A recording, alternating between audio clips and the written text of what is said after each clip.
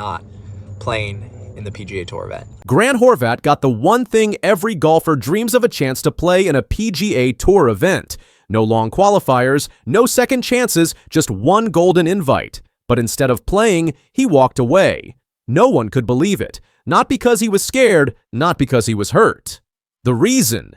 It left fans shocked, players confused. Why would a rising star step away from the biggest stage in golf? And what was he really protecting?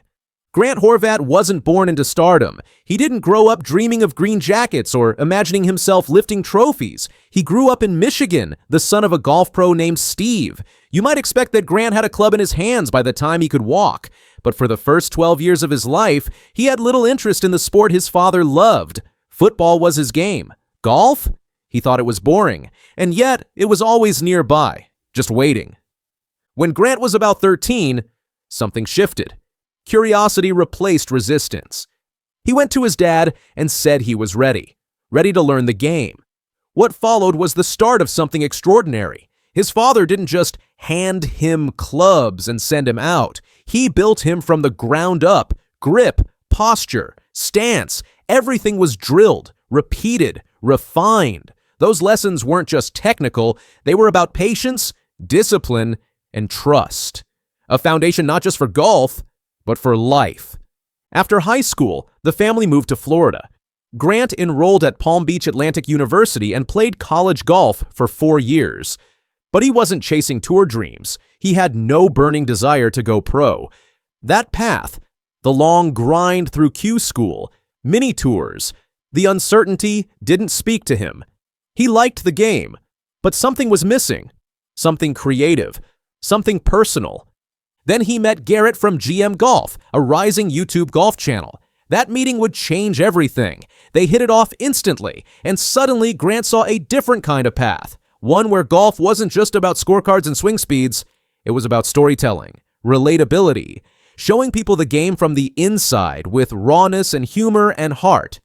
Grant joined the GM Golf crew, and they formed a bond that felt electric. Trick shots, course challenges, behind-the-scenes vlogs, it was golf reimagined for the digital age. And Grant, with his smooth swing and calm confidence, quickly became a standout.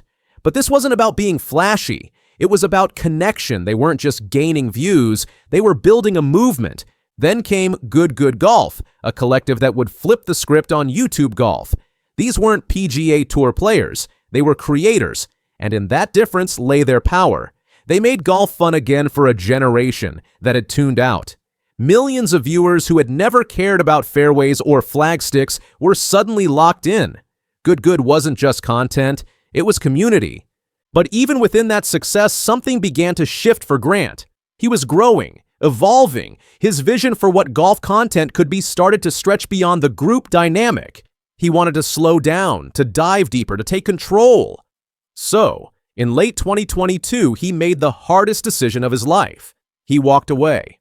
The departure wasn't messy, at least not in public, but fans felt the sting. It was like watching a band break up. The internet did what it always does: speculated, debated, questioned. Why leave? Why now? Why not fix it? Grant answered those questions himself. He posted a video explaining that he needed to chart his own course. He wanted creative freedom, full control over his time and content. He wanted to move back to Florida, to spend more time with his dad, to reconnect with the game in a more meaningful way. It wasn't about walking away from success, it was about walking towards something new. And what happened next proved him right. Grant's solo channel exploded, millions of views per month, a loyal following that didn't just watch, they felt invested. He wasn't just producing content, he was inviting people into his world. Practice sessions with his dad, honest reflections on burnout, swing breakdowns, casual range sessions. He made the game feel human, accessible, real. Sponsors came calling: apparel brands, golf tech companies, equipment deals. But unlike traditional pros who often feel like walking billboards, Grant's endorsements made sense. His audience trusted him because he never sold them an image. He just let them in. That trust led to something huge. In early 2025, the PGA Tour offered him a sponsor's exemption to play in the Barracuda Championship. For many, this would be the moment. The validation. a seat at the table. But for Grant, it came with a cost.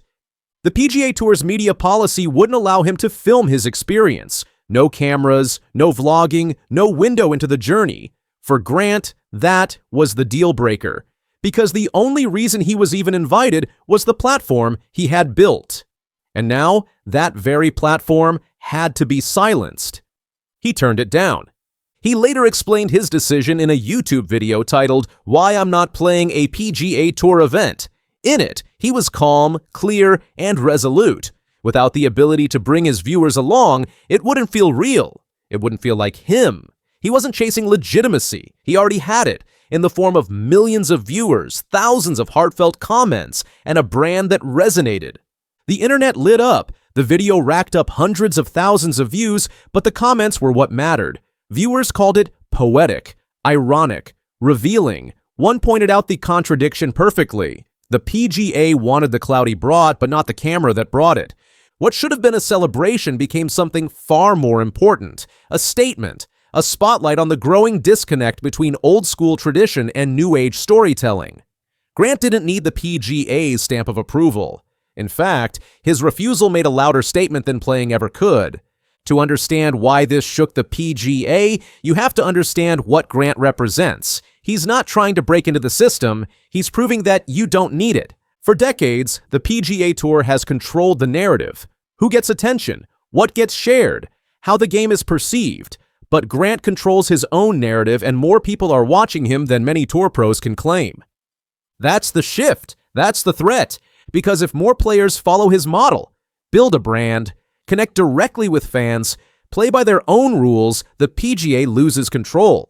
And in a world where attention is currency, control is everything. To their credit, the PGA has made efforts. They've backed Netflix's full swing, boosted social media, and relaxed some traditions. But those changes remain surface level. They still want ownership. They want stars, but not too independent. They want authenticity, but not if it challenges the system. Grant exposed that contradiction. His refusal to play without his camera wasn't petty. It was principled. It said that if you really want to engage the next generation, you have to let them speak their language. And their language is digital, unfiltered, humans.